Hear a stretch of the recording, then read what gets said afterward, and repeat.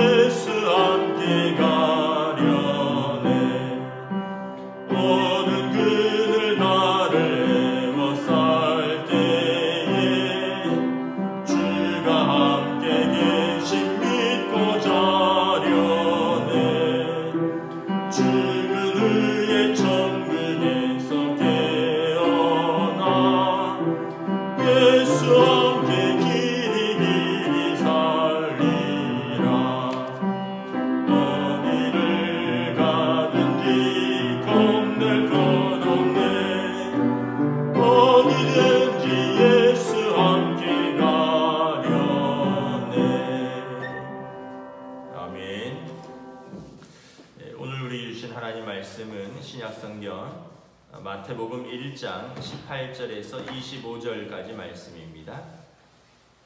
신약성경 마태복음 1장 18절에서 25절까지 말씀입니다. 다 찾으신 줄 알고 저와 여러분들이 한 절씩 교도하겠습니다. 신약성경 1장 18절에서 25절입니다. 예수 그리스도의 나심은 이러하니라. 그의 어머니 마리아가 요셉과 약혼하고 동거하기 전에 성령으로 잉태된 것이 나타났더니 그의 남편 요셉은 의로운 사람이라 그를 드러내지 아니하고 가만히 끊고자 하여 이 일을 생각할 때 주의 사자가 현몽하여 이르되 다윗의 자손 요셉아 내 아내 마리아 데려오기를 무서워하지 말라. 그에게 잉태된 자는 성령으로 된 것이라. 아들을 낳으리니 이름을 예수라 하라. 이는 그가 자기 백성을 그들의 죄에서 구원할 자이심이라 하니라. 이 모든 일이 된 것은 주께서 선지자로 하신 말씀을 이루려 하심이니 이르시되 보라 처녀가 잉태하여 아들을 낳을 것이요 그의 이름은 임마누엘이라 하리라 하셨으니 이를 번역한즉 하나님이 우리와 함께 계시다 함이라. 요셉이 잠에서 깨어 일어나 주의 사자의 분부대로 행하여 그의 아내를 데려왔으나 아들을 낳기까지 동침하지 아니하더니 나음의 이름을 예수라 하니라. 아멘. 할렐루야. 오늘도 새로운 하루가 시작되었습니다. 하나님께서 은혜와 평강으로 함께하여 주시기를 축복합니다. 먼저 광고를 하나 드리도록 하겠습니다. 오늘부터 수요일 온라인 영상 예배가 시작됩니다. 제가 오전 9시에 영상을 녹화할 것이고요. 한 40분 이내로 수요 온라인 영상 예배를 녹화하고 이제 이걸 올리면 10시에서 10시 반 사이가 될 것 같습니다. 시간을 10시에서 10시 반 사이에 올리는 이유는 우리 성도들이 혹시 점심 약속이 있으면 11시부터는 움직이셔야 될 것 같아서 수요일 날은 우리가 이제 오전에 온라인으로 영상 예배를 드리고 그리고 이제 오전에 다른 일과들을 시작을 하실 수 있도록 제가 앞으로는 조금 더 일찍 좀 더 준비를 해서 10시에 올리는 것으로 좀 준비를 하도록 하겠습니다. 일단은 10시부터 10시 반 사이에 올라온다는 것을 기억하시고 오늘부터 온라인 수요 예배가 시작됩니다. 제가 한 이틀간 마이크를 이렇게 손에 잡고 설교를 했는데 그 이유는 이제 마이크가 조금 좀 제가 좀 살살 말해도 잘 들릴 수 있도록 마이크를 가까이 붙인 것이거든요. 근데 또 우리 성도들이 보기에는 좀 답답해 보였나 보더라고요. 목사님 손을 이리저리 바꾸시고 또 마이크를 들고 하고 이러니까 조금 어색해 보인다. 평소대로 하시라. 그래서 저도 영상을 자세히 봤더니 들고 하는 거는 조금 뭔가 좀 잘 안 맞더라고요. 마이크 성능이 좀 그래서 제가 좀 가까이 들고 하긴 했었는데 다시 원래대로 마이크를 원위치 했습니다. 하여튼 관심을 가져주시고 또 이렇게 저한테 좋은 피드백을 남겨주셔서 감사하게 생각을 합니다. 어제 이제 마태복음 1장에서 예수님의 족보에 대해서 말씀을 드렸습니다. 마태 사도가 그가 유대인으로서 유대인의 왕으로 또 하나님의 언약대로 유대인에게 약속하신 그 언약대로 아브라함과 다윗의 계보에서 나셨다라는 것을 설명한 족보입니다. 오늘은 예수님의 그 육신의 아버지 요셉과 그 어머니 마리아에 대해서 나옵니다. 우리가 누가복음 1장에서 마리아가 천사 가브리엘에게서부터 성령으로 잉태할 것이다 라는 그런 수태고지를 받았다라고 말씀을 드렸고 이에 마리아가 주의 계집종이오니 주의 뜻대로 이루어질지어다 라고 순종함으로 하나님의 아들이 우리 마리아의 몸을 빌어서 이 땅에 오시게 되었습니다. 오늘의 주인공은 그의 아버지 요셉에 관한 이야기입니다. 18절에 보면 예수 그리스도의 나심은 이러하니라. 그의 어머니 마리아가 요셉과 약혼하고 동거하기 전에 성령으로 잉태된 것이 나타났더니 요셉과 마리아가 약혼하고 동거하기 전에 유대인들은 그 어렸을 때 부모님들이 짝을 맺어서 이렇게 결혼을 미리 약속하는 것이 있었습니다. 그래서 사실 어렸을 때부터 약혼 상태입니다.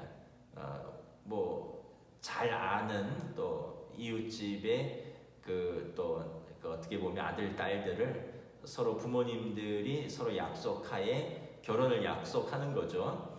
이제 그러다가 이제 성인이 되면 자기들이 동의를 하고 그러면 이제 결혼 절차가 진행이 됩니다. 지금 요셉과 마리아는 성인으로서 이제 동의를 거쳤고 아마 성인이라기보다는 마리아 같은 경우는 그때 16세, 17세 정도였을 것입니다.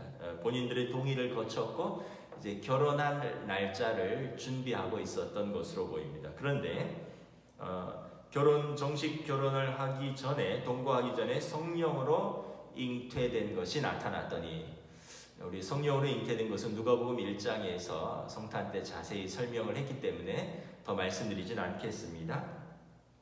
이제 그의 남편의 반응입니다. 19절에 그의 남편 요셉은 의로운 사람이라 그를 드러내지 아니하고 가만히 끊고자 하여, 이 본문을 이제 잘못 생각하면 요셉이 의로워서 아내를 이렇게 조용히 이렇게 그 약혼을 파혼하려고 결정을 했나 보다, 이렇게 생각할 수가 있습니다. 그런데 그런 의미가 아니라 그의 남편 요셉은 의로운 사람이라, 의로운 사람이라라는 말은 영어 성경에 보면 He was faithful to the law 이렇게 되어 있습니다. 율법에 충실한 사람이다, 이런 뜻입니다. 율법에 충실하면 어떻게 됩니까? 결혼하기 전에 아이를 가진 여인은 여러분 돌에 맞아 죽는 것입니다. 그러니까 요셉은 율법에 충실한 사람이었다라는 의미는 그는 결혼을 할 수가 없는 것입니다. 율법에 따르면. 그래서 아마 사랑했지만 율법에 충실했기 때문에 파혼을 하기로 결정을 한 것입니다. 그러나 그의 또 자비와 긍휼의 성품이 잘 드러나 있습니다. 그를 드러내지 아니하고 가만히 끊고자 했다, 이렇게 되어 있습니다. 그러니까 율법에 충실했으나, 영어 성경에 보면 그러나 he did not want to expose her to public disgrace 이렇게 되어 있습니다. 그러나 그녀를 공개적으로 불명예스럽게 드러내지 아니하고 가만히 끊고자 했다, 이런 뜻입니다. 그러니까 요셉이 의로워서 가만히 끊고자 한 게 아니라 의롭기 때문에 파혼을 하기로 한 것이고요. 왜냐하면 율법에 부정한 여인과 결혼하는 것은 안 되기 때문에. 그러나 그의 긍휼과 자비의 성품 때문에 그녀를 보호하기 위해서 가만히 파혼을 하기로 결정을 한 것입니다. 우리가 이걸 보면서 이제 요셉의 인간됨을 알 수 있죠. 그 당시 바리새인들은 어떤 사람들이었을까? 율법에 충실했습니다. 그래서 의롭다고 했습니다. 그러나 요셉과 다른 점은 바리새인들에게는 다른 사람에 대한 자비와 긍휼이 없었다는 점입니다. 그냥 법에만 집착했지 다른 사람들에 대한 자비와 긍휼이 없었다라는 것을 말합니다. 그런데 요셉은 바리새인들과 다른 점이 율법에도 충실했을 뿐만 아니라 그는 인간적으로도 자비와 긍휼이 있었던 사람이다. 저는 이런 신앙인들은 당연히 우리는 의로워야 됩니다. 하나님 앞에서 신앙에 충실해야 됩니다. 더불어서 자비와 긍휼이 있어야 된다. 좀 넉넉하고 너그럽고 인자하고 관용이 있어야 된다고 생각을 합니다. 신앙에는 굉장히 철두철미한데 그래서 너무 엄격하고요. 하나라도 빗나가면 아주 거기에 정죄하고 판단하고 매몰차고 이러면 여러분 하나님 앞에서는 의로울지 모르나 사람에게서는 자비와 긍휼을 찾아볼 수 없기 때문에 그를 통해서 하나님의 자비와 긍휼의 성품은 드러나지 않는 거죠. 요셉은 이 두 가지 성품을 다 가진 사람이었다는 것을 알 수 있습니다. 사실 요셉과 마리아는 그냥 시골의 그냥 평범한 사람들입니다. 요셉 아시죠? 목수입니다. 목수였고요. 마리아는 그 히브리어 이름은 미리암입니다. 미리암. 그 당시에 흔한 이름입니다. 하나님이 높이신다 이런 뜻입니다. 그러니까 요셉과 마리아, 미리암, 그러니까 동네 철수와 영인데, 그런데 하나님이 보시기에 의롭고 그리고 순결하고 자비와 긍휼이 풍성한 사람들이었다. 하나님께서 이 두 사람을 예수님의 육신의 아버지와 어머니로 사용하신 것입니다. 20절에 보면 요셉이 이제 가만히 파혼할 일을 어떻게 할까 생각하던 중에 주의 사자가 꿈에 나타나서 말씀을 합니다. 다윗의 자손 요셉아, 내 아내 마리아 데려오기를 무서워하지 말라. 그에게 잉태된 자는 성령으로 된 것이라. 요셉이 다윗의 자손이라는 것이 드러나죠. 그리고 내 아내를 파혼하지 말고 데려와라. 그녀는 성령으로 잉태된 것이라. 예수님의 성령 잉태에 대해서 우리가 한번 생각을 해보실 수 있습니다. 왜 예수님께서 하나님의 아들이 마리아라는 여인의 몸을 빌려서 오셨을까? 여러분, 하나님의 아들이 그냥 오실 수도 있는데 왜 연약한 인간의 몸을 빌려서 오셨을까? 하나님께서 그냥 오시면 예수님의 신성은 무엇입니까? 자기 백성을 구원할 수 있는 능력이죠. 그런데 신은 죽으실 수 없잖아요. 그래서 인간의 몸을 빌어서 인간으로 오신 것입니다. 예수님의 인성 때문입니다. 인성은 무엇이냐면 예수님이 사람이시기 때문에 사람으로서 우리의 죄를 짊어지고 죽으실 수 있기 때문에 그렇습니다.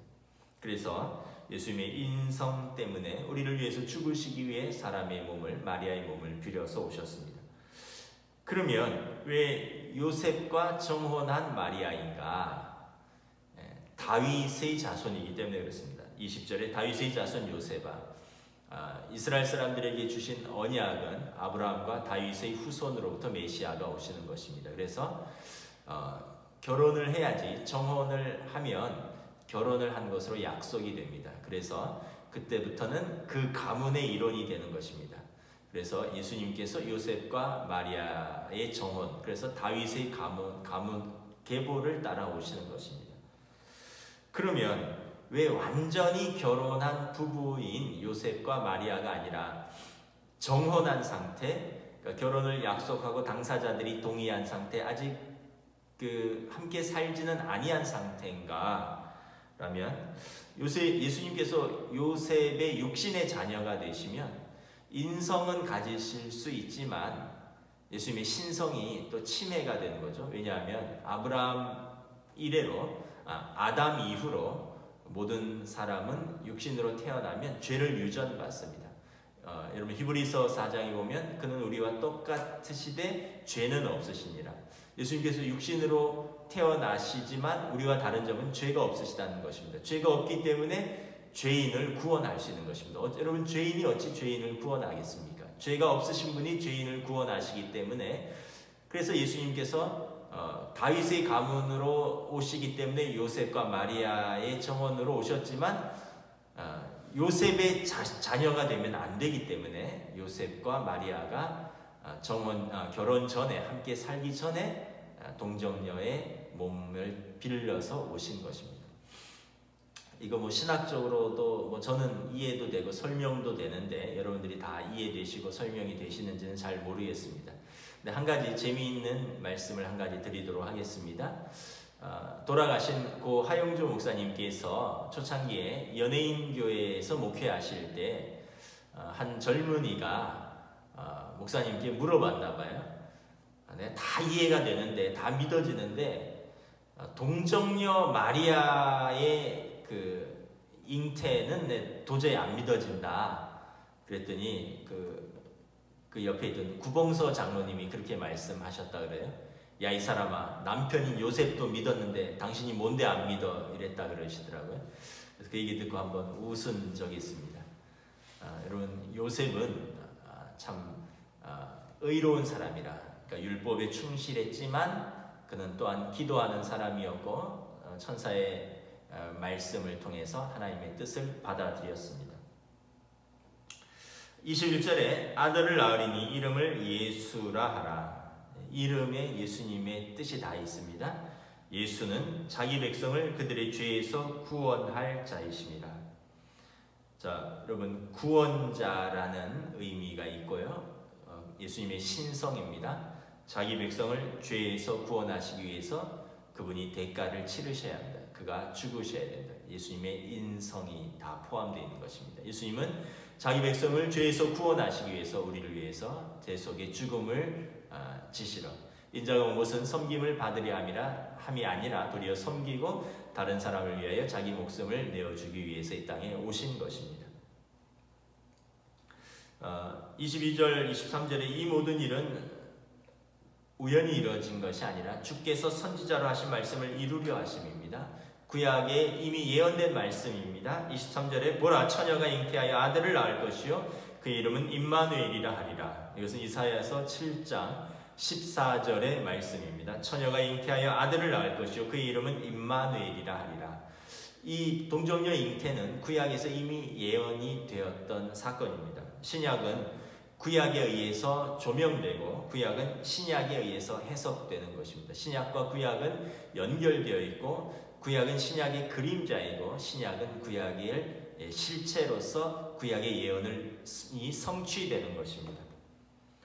임마누엘은 이를 번역한즉 하나님이 우리와 함께 계시다 함이라. 임은 함께라는 뜻입니다. 영어로 with.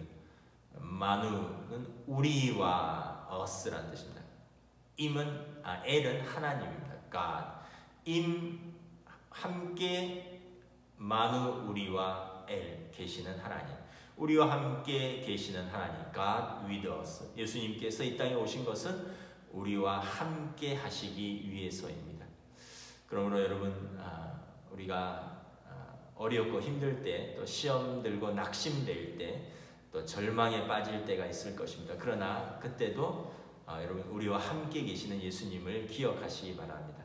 사람들은 나를 다 무시하고 사람들은 나를 다 버리는 것 같고 또 조건과 환경은 정말 나한테 절망적인 것 같아도 우리가 절망할 수 없는 이유는 하나님이 우리와 지금도 함께 계시기 때문에 그렇습니다. 하나님께서 저와 여러분들의 손을 붙들고 우리와 함께 하시겠다. 우리를 죄에서 용서하시고 자기 백성을 구원하시겠다고 약속하셨습니다. 이것이 예수님이 이 땅에 오신 목적인 것입니다. 24절, 25절에 요셉이 잠에서 깨어 일어나 주의 사자의 분부대로 행하여 그의 아내를 데려왔습니다. 그리고 25절 아들을 낳기까지 동침하지 아니하더니 낳음의 이름을 예수라 하니라. 요셉이 순종을 했죠. 요셉과 마리아의 특징은 뭐 착하고 순결하고 신앙 좋고 이런 것들도 다 있지만 공통점은 순종이었습니다. 순종. 여러분 순종은 무엇입니까? 하나님의 뜻을 무겁게 받아들이는 것입니다. 자의로 해석하지 않는 것입니다. 우리가 어떤 일이 있을 때 이거는 그래도 하나님이 이해하실 거야 하고 자의로 할 때가 있습니다.